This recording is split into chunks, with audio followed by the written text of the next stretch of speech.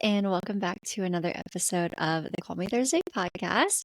You're here with your girl, Sav, and I'm here for another solo episode on this fine Monday. So, as you guys know, we are approaching the holiday season, and we talk about how much we love the holidays on here all the time.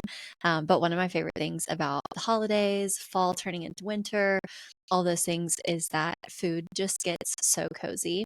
And before you totally check out on this episode, which I'm sure, like, if you saw the title, you may have been hesitant and thought, why the heck would I listen to a podcast on how to make a recipe? Like, aren't you supposed to read a recipe or watch somebody on TikTok make a recipe?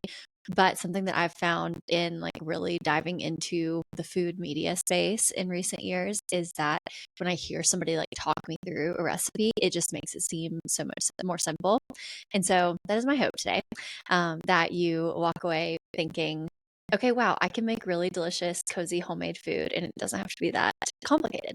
And you guys know my whole stance on food. I talk about it all the time. I try to make as much stuff homemade as I can just to avoid like preservatives and additives and dyes and all the things that give us tummy aches and make us chronically ill. So yeah, I do usually shoot for the homemade option if it's not completely like I'm not gonna I wouldn't say that I do it to an unreasonable extent. Like we still will buy store-bought bread every once in a while. I'll do like a good quality store-bought like canned soup just to make something simple. Your girl loves a boxed mac and cheese every once in a while, if I'm being honest, and so does my child.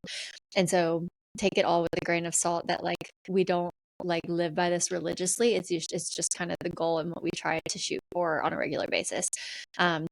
But another thing that I want to point out is that I think that there's been a lot of conversation around like inflation and groceries and like how expensive everything has gotten. But we really have made a goal be able to still do homemade, like good quality food on a budget. And being totally transparent with you guys, we try to keep our grocery budget around $100 a week. And that is like, is it pushing it sometimes?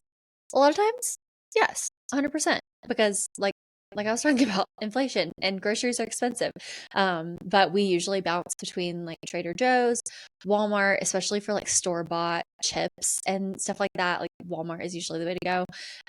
King Soopers, which is our Colorado brand of Kroger, Costco, and then we'll get like a select few things at Sprouts.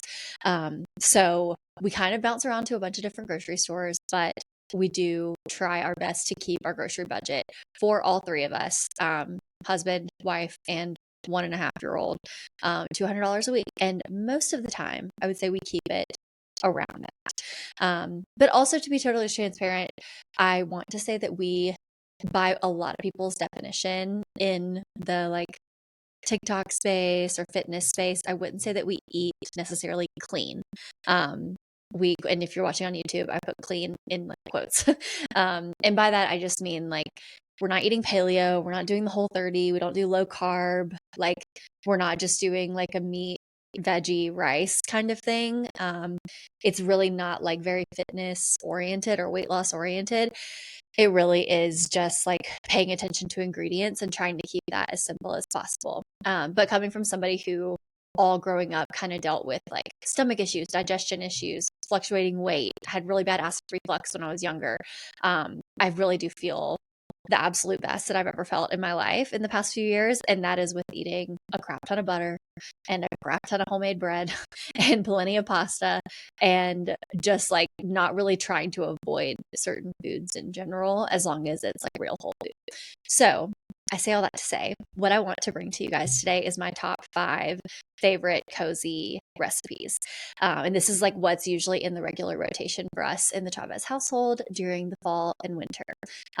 And again, don't check out on me because I'm going to try to make this sound super, super simple. And I'm also going to link the recipes in the show notes so you guys can click into the recipes. There is one recipe that I have that I want to talk about, but it is in one of my cookbooks. And so I'm going to try to remember to post a photo of it on our Instagram story after this episode comes out. So just stay tuned to our Instagram page so you can tune into it. So number 1, this is one of our favorites. And we've made this for a lot of families, like when they have babies. It's just a good, cozy, like go-to is Skillet Chicken Pot Pie. And I've always been so intimidated by making chicken pot pie because I ate chicken pot pie frozen a ton, like the Sister Schubert's or whatever it was when I was growing up, and I loved it. And so making like the roux and all of that just seemed really intimidating, but it truly is so simple. And I feel like any recipe that just starts with your simple like onion, carrot, celery, butter is just an easy go-to. And those are ingredients that I've just tried to keep on hand regularly too for like soups and things like this. So essentially all you buy a puff pastry. We get ours from Trader Joe's, just like a frozen puff pastry. Make sure you thaw it out before you start cooking because I always forget to do that. But frozen puff pastry, and we usually use like our big cast iron skillet. And that's the good thing about it too, is that this is all done in one pot. So you like cook everything, you lay the puff pastry on top, and then you just throw the whole thing in the oven. So you cook your celery, onion, carrot in the butter, and then you add like your flour and your chicken stock, and then let that all kind of like slowly incorporate, add a little bit of milk, and then you'll add your chicken. Usually we'll use like a shredded rotisserie chicken that we have on hand, or honestly, whatever is easiest that we have on hand. If we have like leftover chicken breast or something from another meal. And then I think some frozen peas, and then like all of your seasonings, obviously like salt, pepper, thyme, all of that. And then once all of that is like incorporated and you've made your like pie filling essentially, then you like cut your puff pastry into little squares, and then you layer it on top, and it makes the most beautiful like layered topping, and it gets puffy and it's golden and it's beautiful. And then and before you put it in the oven, you make a little egg wash with egg and water, brush it on top so it makes it extra shiny. Absolutely delicious. Lasts us for several meals. 10 out of 10. So chicken pot pie in the skillet. Love it. Okay, this is the next one is something that is in one of my cookbooks. And like I said, I will try to post a picture of that on our Instagram story this week so you can screenshot it. But this is probably my husband's favorite soup recipe that I make. And it is a butter roasted tomato, like a tomato bisque. And then you make these grilled cheeses, but instead of regular like cheddar cheese in the middle, you do Brie cheese with honey and fresh basil. Oh my gosh, it is unbelievable. And it just feels doing the Brie and honey in the grilled cheese, it just feels a little bit elevated. It gives you like the sweet with the really savory soup. And essentially all you do with the soup is in a big like Dutch oven pot that you can put in the oven. You add like your big cans of tomatoes, some butter, some seasoning, quarter up an onion, throw it all in there. And then after it roasts for like 25 minutes or something like that, you take it out and you throw the big chunks of everything into a blender, let it all blend up with some milk, throw it all back in the pot, and then you like let that cook the rest of the way, like let it simmer for a couple of minutes and let all the seasonings like simmer together. And then you make your grilled cheeses. And I'm telling you, do not skip on the Brie grilled cheese because it truly makes all the difference and we are obsessed. We haven't made that this season and I've got to get on it. Okay, number 3 is creamy white chicken chili. You guys have heard me talk about this way back in the day on the podcast because I accidentally, when I first got my Invisalign, like a year and a half ago, I was talking to Christian about what we were going to make for dinner. And I was still getting used to like my lisp with my Invisalign retainers in. And I said I was trying to say white chicken chili and I said white thick and silly. And he thought I said white thick and silly. So that's what we call it now is white thick and silly. But creamy white chicken chili, this is a half-baked harvest recipe. It's truly just so simple. Like I think you could do it in a crock pot. You can do it over the stove in less than 30 minutes. And it's just like a couple of different peppers.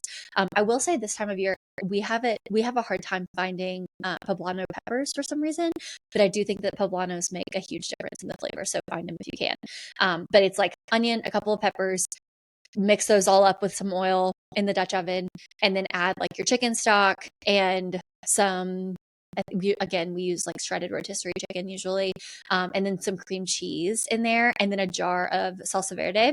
And I usually will add also a little can of Hatch green chilies too. And it is just divine. And then after it like cooks on the stove for a couple of minutes, you top it with a little bit of like freshly shredded Monterey Jack cheese and some cilantro and some lime. And chef's kiss. It's just so good. Eat it with some tortilla chips. You'll thank me later. One of the easiest recipes that I will ever make. What creamy white chicken chili is definitely high on our list, and that is on our recipe list for this week too. So I will definitely post a photo of it if I think about it on the podcast. podcast Instagram page. There's gonna be a lot of good content coming this week, guys. Don't you worry. Okay, this next one is chicken noodle soup and beer bread. So I'm putting less of a focus on the chicken noodle soup because really the star is the beer bread. Again, a half-baked harvest recipe. But it is this 5-ingredient bread that's literally flour, honey, a can of beer, any beer really, butter, and salt. And that's it. And the cool thing about the beer is that the yeast in the beer is what leavens the bread. And so you just like mix it all up in a mixing bowl and then everything except for the butter, and then pour it into a little bread pan and top it with squares of butter. So the top gets like super buttery and crunchy and delicious. And the whole like outside of the bread is super crunchy. Again, something my husband could eat like for an entire meal is the beer bread. The chicken noodle soup, we don't have necessarily like a specific recipe that we'll use for chicken noodle soup. Usually I'll make like a lemon chicken noodle soup, which is really good with this. But any like homemade chicken noodle soup recipe, again, it's like a good base of onion, carrot, celery, and then a good chicken stock. Usually, okay, pro tip, life hack that one of my friends taught me. If you ever buy rotisserie chicken, we get ours from Costco a lot. Again, one of those things, like, I don't think it's the most healthy thing in the world because it's like pre-seasoned and it's probably a little bit processed, but we love the Costco rotisserie chickens. But once we peel off all of the meat from the rotisserie chicken and use it for like chicken salad or soups or whatever, I'll take the carcass and freeze it, and then freeze it with like vegetable scraps. So like if I cut up an onion, I'll put the heads of the onion and the onion skin, garlic shreds, things like that into a plastic bag and then freeze it. And whenever we need chicken stock, I just throw some water with the carcass and all the veggie scraps, a bay leaf, a little bit of salt. And then you have homemade chicken stock after a few hours. And so all that to say, chicken noodle soup, your like base vegetables, some chicken stock, some seasonings, a little bit of chicken, a little bit of noodle, and add some lemon juice. If you trust me, add some lemon juice. And you got yourself a good chicken noodle soup, and your beer bread will make it even better. So beer bread, 10 out of 10. I think that's like one of the Half-Baked Harvest Gal's top rated recipes. So would recommend in the holiday season. Okay, number 5, last one, another soup. I know that this is like super soup heavy, but it is the fall going into winter, guys. So I don't know why you're surprised. But this is a favorite that we've started making recently this year. And this one is on the New York Times cooking. So I do think you have to have a subscription to this, but I think with New York Times, you might be able to look at like one recipe before you have to get a subscription. So if you've never looked at their cooking page before, you can probably view it. So we'll link it below. But it's super, super simple. And the best thing about this baked potato soup, I don't even know if I said that. Okay, so it's baked potato soup from the New York Times. And the baked potato soup is just, it's so simple. It's so scrumptious. You basically have a big pot, you cook your bacon. Bacon is key in baked potato soup, if you know, you know. And then after you cook your bacon, take it out, you use the bacon grease and add a little bit of butter, and then cook like your onion and your garlic, and then you throw your potatoes in there, throw in your milk, a little bit of chicken stock, let the potatoes cook, like bring it to a boil, let them cook and soften up for like 20 minutes, and then you just throw everything in a blender, and it makes it this creamy, delicious baked potato soup. And in my opinion, I think if you add a little bit of sour cream before you blend it, and then top it with a bunch of cheddar cheese. And then my favorite thing about this recipe, though, is that whenever you're peeling your potatoes to put into the soup, you save the potato skins, and then as your soup is cooking on the stove, you fry the potato skins, and so you've got these like crispy, salty potato skins to top your soup with. Oh my gosh, chef's kiss! It's the best thing about it. So do not skip on the fried potato skins with the potato soup. So yeah, that's been a favorite. Christian's obsessed with it. We make it all the time. And again, guys, as you heard, like, I'm not talking about a ton of vegetables. I'm not talking about a ton of greens. We eat real wholesome in this house. And we try to eat a salad every once in a while to make sure we're getting enough vegetables in. But I hope this is encouraging to you and that it inspires you to cook more homemade this holiday, winter, fall season. And your body will thank you for it. I assure you of that. Okay. And then I also wanted to share a bonus that Christian insisted that I share. I think this is also a half-baked harvest recipe, but it's like a fun little holiday appetizer that I personally am not a fan of. And I only say that because I don't like goat cheese. And I've tried to like goat cheese so many times. I just cannot like it. It's such a weird flavor to me. But he absolutely loves it. So you get these like pitted dates. So make sure the pits are removed. I can't ever remember if pitted means that the pits are in or they're out already. Just make sure there's no pits in your dates. So get little dates, cut them in half, stuff them with goat cheese, wrap them in bacon, and then drizzle honey on them and throw them in the oven. And apparently you can eat them like candy.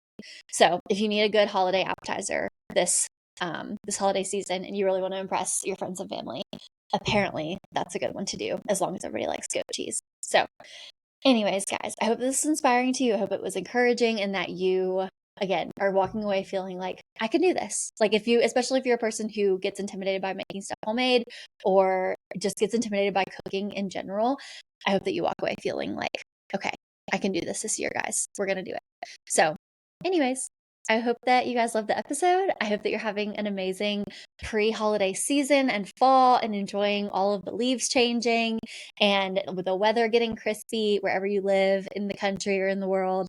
But we will see you guys next time. Be sure to follow us on Instagram for all this fun content that's going to come from this episode at Call Me Thursday Podcast. Be sure to like and subscribe on YouTube and to follow us on your podcast app so you never miss an episode. And as always, leave us a 5-star review so we know why you're loving the pod. So we will call you guys Thursday.